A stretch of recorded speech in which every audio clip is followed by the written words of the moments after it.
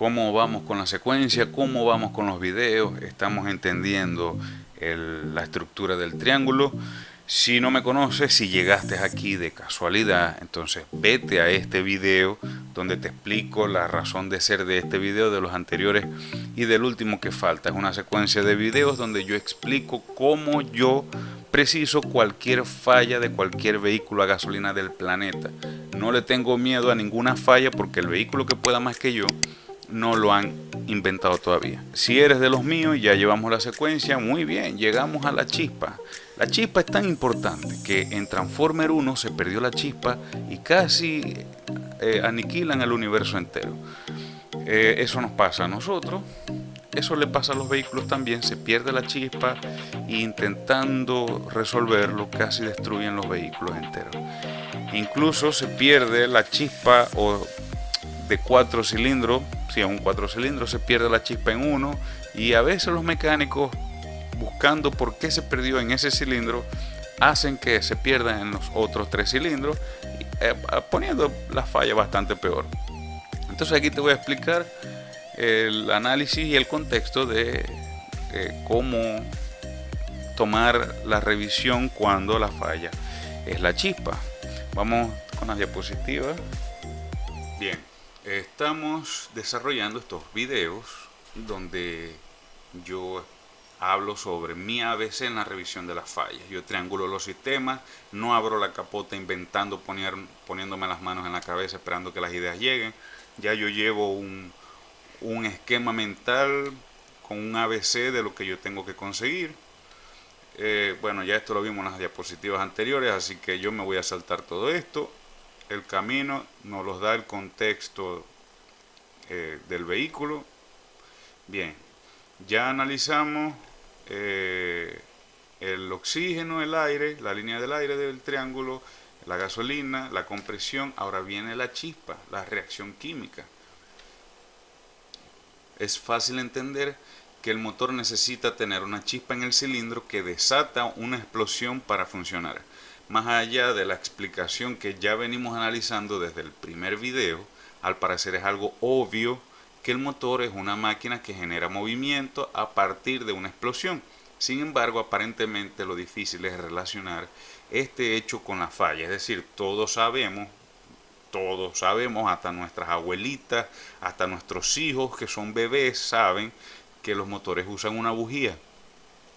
Pero eso que tiene que ver con esta falla, nada.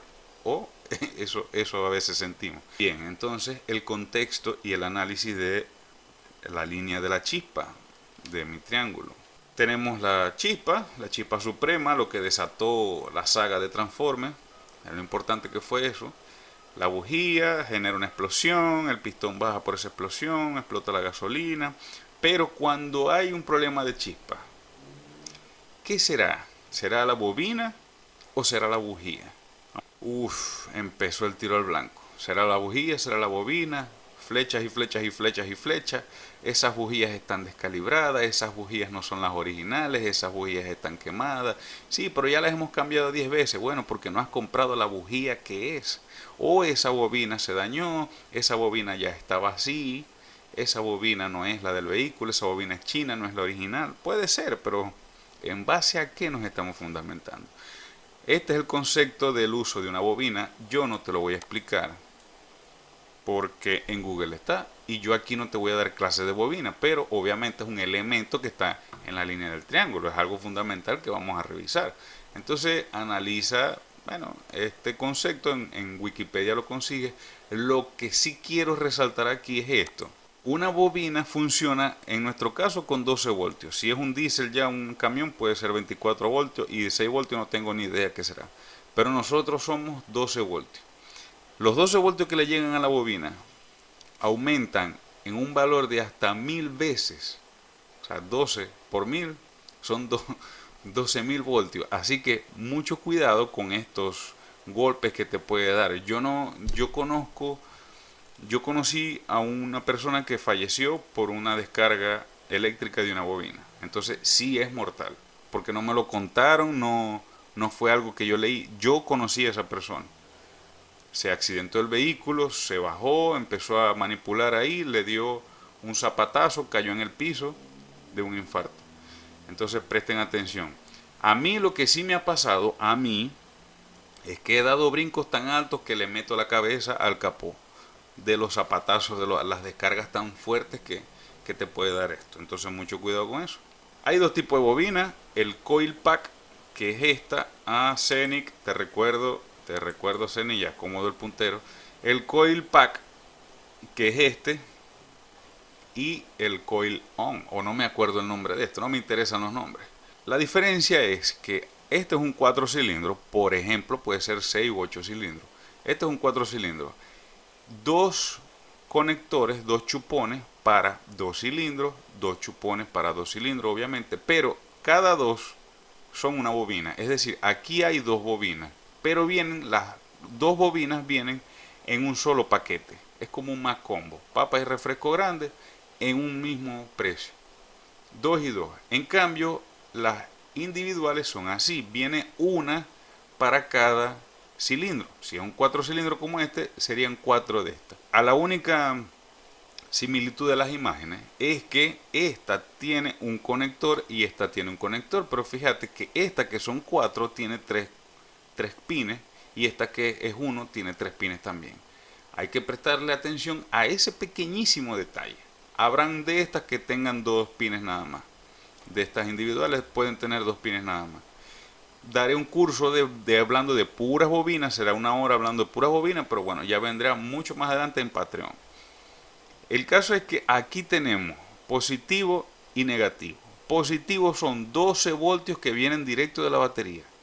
Positivo son 12 voltios que vienen directo de la batería. Cuando yo digo directo de la batería me refiero a que puede pasar por un sistema de relé o por un sistema de fusible, por la fusiblera. A eso me refiero yo, son términos míos coloquiales. No es que venga un cable directo a la batería, en fin. Positivo son 12 voltios. Negativo es masa, es tierra, un cable que va directo a masa. Y el otro es la señal que viene de la computadora. Esto sí te lo voy a decir, ya lo he dicho varias veces. Esa señal que viene de la computadora es un negativo. Es un negativo. Usted lo va a medir con las herramientas que se debe medir y le va a decir que es un negativo. Pero en realidad no es un negativo, es un positivo. Es positivo. Ese negativo es positivo. Ahorita es confuso y abstracto, pero a medida que yo te vaya metiendo en esto lo vas a ir entendiendo. ¿Por qué es un negativo positivo tan raro de escribir? Porque es un positivo, una señal positiva, pero es tan bajita, de 0,08 voltios, es tan bajita que los instrumentos de medición la detectan como un negativo. Entonces es un negativo electrónico. Así me lo enseñaron a mí en los cursos que yo vi, así te lo voy a enseñar. Es un positivo tan bajito. La señal que viene de la computadora es un positivo tan bajito que se detecta en los instrumentos como un negativo. Y es muy importante eso, porque el que no sepa viene y dice, ay, esto es negativo, y bueno, ya vamos a ver qué pasa. Tenemos los 3 cables, en ambas bobinas los 3 cables. Esto es un probador eléctrico, un probador de corriente, una lámpara de prueba.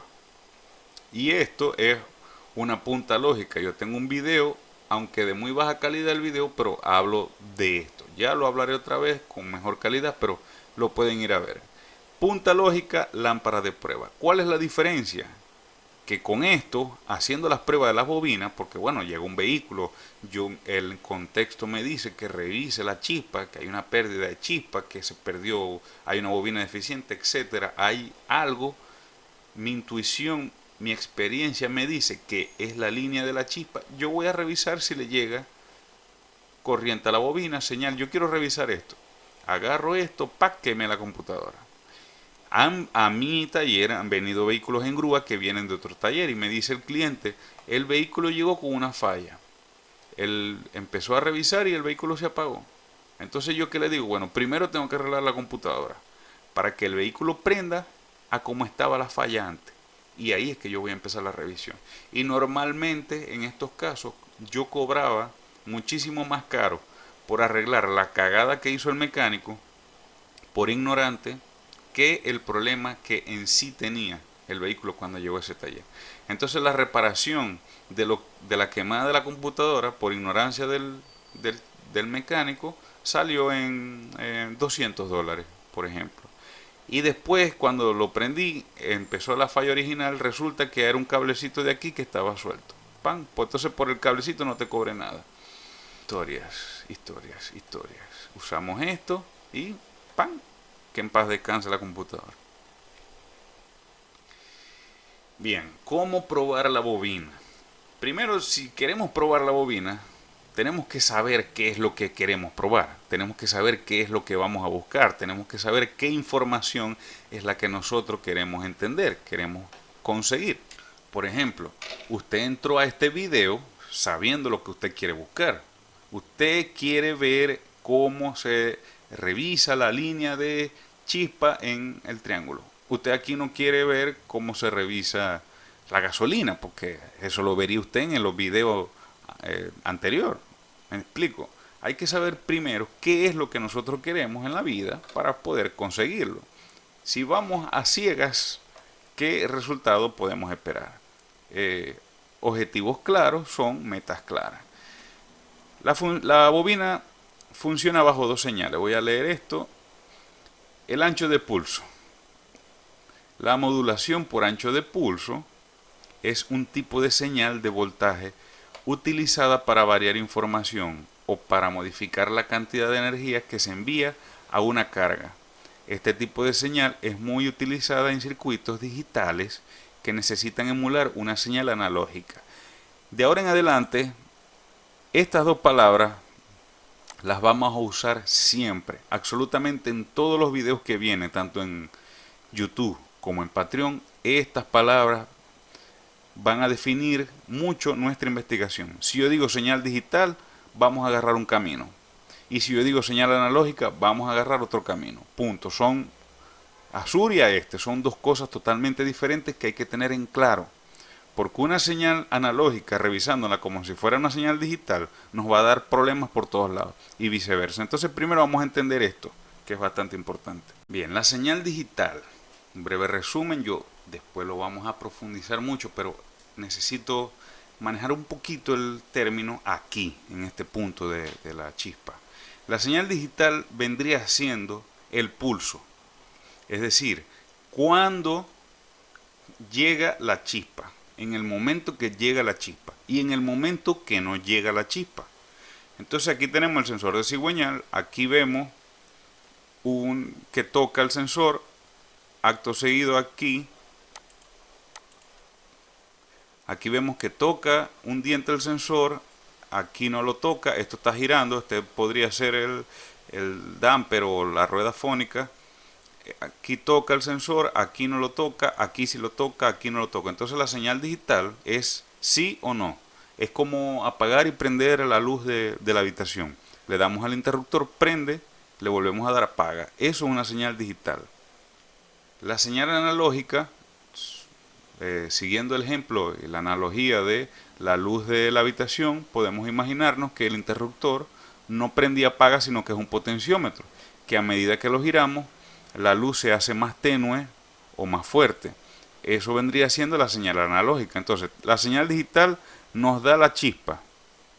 Nos da y nos quita la chispa. ¿Cuándo viene la chispa? ¿Y cuándo se va? La señal digital. La señal analógica nos dice qué tan fuerte será la chispa en el momento que llegue. Aquí vemos una bujía, pero aquí la chispa es mucho más fuerte que este. Bueno, porque el ancho de pulso aquí es mucho más fuerte que aquí. Y el vehículo puede estar a las mismas RPM, a la misma velocidad en ambos casos. La diferencia vendrán dependiendo las demandas y las condiciones de aceleración. Si está frío, si está caliente, si está acelerando, si está desacelerando. Porque una cosa es ir a 100 km por hora en aumento y otra es venir a 100 km por hora en descenso. Una cosa es ir frenando y una cosa es ir acelerando. Esto vendría siendo la señal analógica en el contexto que estamos analizando. Entonces, llegó un vehículo. Esta imagen es de otro video de mi canal de YouTube, donde yo reparé una computadora, dos computadoras, perdón, y dos computadoras de dos vehículos de altísima gama, dos computadoras bastante complicadas porque eran bastante complejas, y yo explico cómo desarrollé la investigación. Conseguí obviamente la falla, conseguí el daño y posterior a eso me fui a la corrección, pero aquí vemos el ancho de pulso, es decir, la señal analógica de las bobinas. Este era un 6 cilindros. Tenemos bobina 1, bobina 2, bobina 3, bobina 4, bobina 5, bobina 5 y bobina 6. ¿Qué orden le dieron? El caso es que podemos ver el ancho de pulso en estas bobinas eh, es parejo, o sea, hay coherencia, hay similitudes. Este estaba un poquito más bajo, pero incluso estaba en el rango.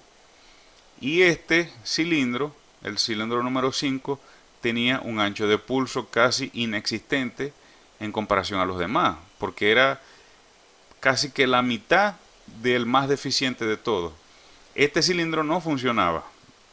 Yo empiezo mi revisión, empiezo a escanear con el escáner de mano, con el escáner de bolsillo, la revisión de primer nivel, y veo que tengo cilindros parados. Empiezo a revisar, tengo chispa, tengo gasolina, tengo compresión, tengo todo. Reviso el triángulo en un primer nivel. Entonces ahí voy a profundizar más. Ya el escáner de mano, de bolsillo, no me funciona. Ya necesito acudir a un escáner más pro, más profundo, con más aplicaciones. Inmediatamente el diagnóstico cambia el precio, porque estaba usando un escáner de $300 y pasé a usar un escáner de $1500. Precisión en los presupuestos también se los voy a explicar cómo debe ser. El caso es que entro en los datos en vivo y me consigo esto. Me consigo que en este cilindro sí hay chispa. Por eso es que yo probando esta bobina detectaba que había chispa. Sí hay chispa, pero el ancho de pulso era muy bajito en comparación a los demás. Entonces, en esto la chispa la tenía yo así, pero en este cilindro tenía la chispa así. ¿Qué consecuencias tengo cuando la chispa no es acorde a las condiciones? Cuando tengo una chispa que no cumple con las demandas de ese momento. Ya sabemos que la relación de compresión la vimos en el video anterior, pero si tengo la mezcla estequiométrica y no tengo una chispa que desate la explosión, entonces se va a ir por el escape gran cantidad del combustible sin ser quemado. Voy a tener baja potencia, bajo rendimiento y las mismas consecuencias que siempre tengo, porque la mayoría de las fallas son el mismo síntoma, pero con causas diferentes. Nosotros buscamos la causa. Por ejemplo, un vehículo no prende. ¿Por qué no prende? El síntoma es que no prende. El síntoma es que no prende, pero la falla en sí puede ser que no tiene chispa, que no tiene combustible, que no tiene compresión. Son muchas las causas, pero el síntoma es el mismo. Entonces siempre el síntoma va a ser esto, siempre la causa va a ser, o el efecto va a ser, que se perdió la estequiometría. Llegamos al bendito sistema EFI, que es el que controla todo. Y siempre muchos mecánicos se lo pasan por alto, ¿no? Tenemos el sistema EFI administrando la chispa en este caso, ¿no? Él toma la señal digital de aquí, de las vueltas que está dando el cigüeñal, los compara con las vueltas que pueda estar dando el árbol de levas o los árboles de leva, lo compara con otras señales digitales que vendrían siendo como testigos, como tercerizados, que pueden ser las ruedas del ABS, lo compara con, bueno, en fin, sensores de rotación, sensores que detectan rotación, son los que la computadora va a tomar en cuenta para la señal digital.